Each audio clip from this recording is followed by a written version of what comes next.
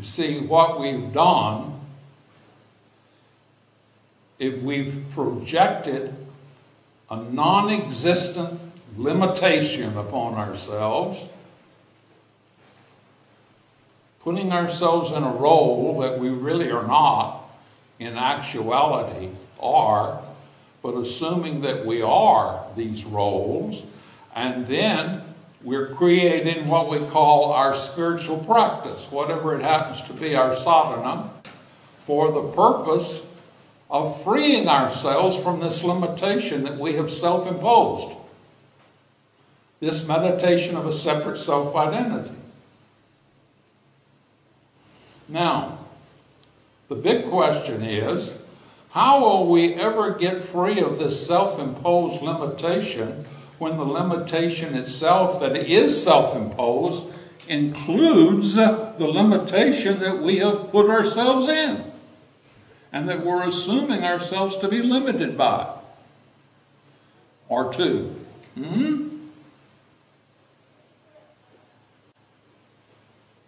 As long as we continue to believe that we are a limited individual living in time and space, assuming that that's who and what we are, how are we ever going to get free of that limitation as long as we continue to assume that that's who and what we are? The very assumption will go with us with every practice, every process that we engage ourselves in. Can we see this? And that's what's taking place. And then we go to all these different teachers with all these different sadhanas, with all of these different practices, with all these different meditations, with all these different breathing processes, yogas and all of that, to try to get free of this self-imposed limitation that we take ourselves to be. And wondering, when are we ever going to get free of it? We're practicing and practicing and practicing, and nothing ever seems to happen. Or I never get finished. I never get complete. When will I ever get finished? When will I ever be free?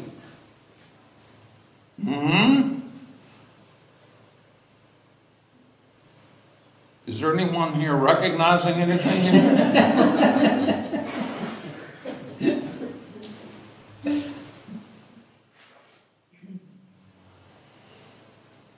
Well, my loves, we're already free if we just acknowledge who we are. We acknowledge who we are and acknowledge directly and immediately who we are. We don't have to do anything to be free because we're already free. One of you have a question about what is freedom?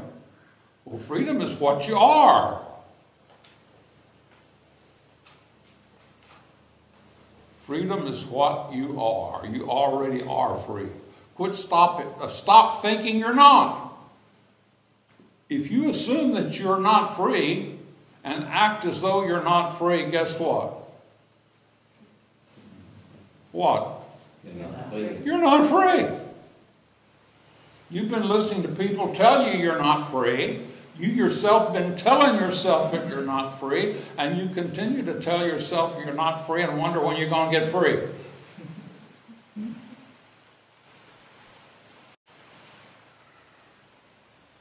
You're already free.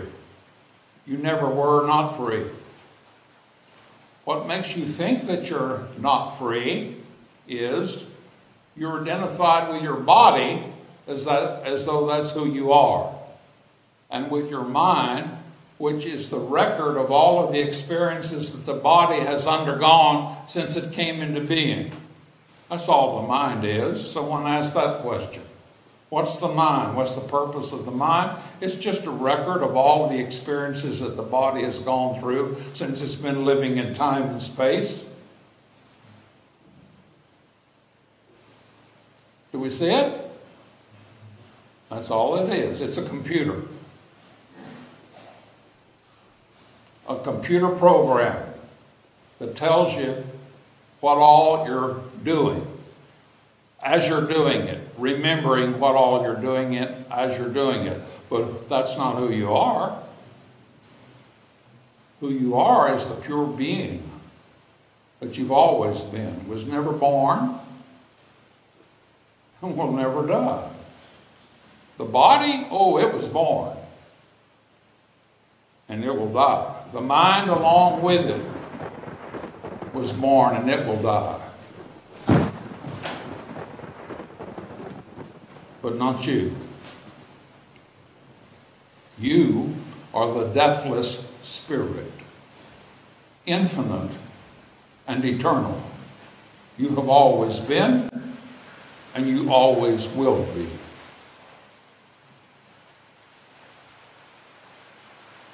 But if you're caught up in this crazy program of time and space, and all of the events of time and space, and believing that that's who and what you are, then you're going to live by that limitation and assume that that limitation is who you are. And as long as you're assuming that that limitation is who you are, guess what? For all practical purposes, that's who you are. Simply because, as far as this world is concerned, it's a product of imagination. Whose? Yours. Thoughts or things. What you think about grows. You become what you think about, as far as this world is concerned. Not reality. Reality is you are the infinite being. But as far as this world is concerned, you are who you think you are.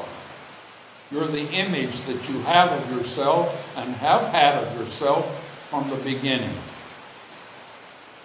Why are you here? You didn't finish it the last time you were here. And you will not get out of this world dead.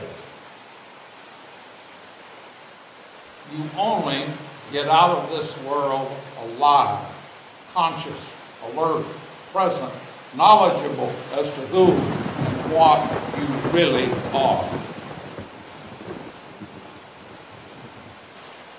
When you awaken to who and what you really are and live in the awakened awareness of who and what you really are, and quit imposing a limitation on what you really are, taking yourself to be your body and your mind and the conditioned patterns of the past as though you, and the history that goes along with that as though that's who you are,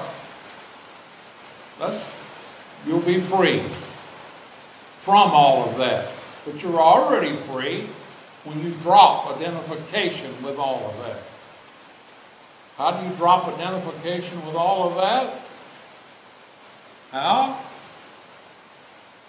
Drop it!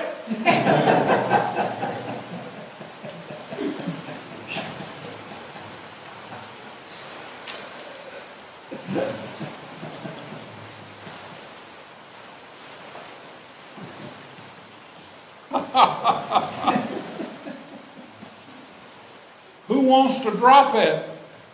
You say, well, I do. Well, who is this I that wants to drop it?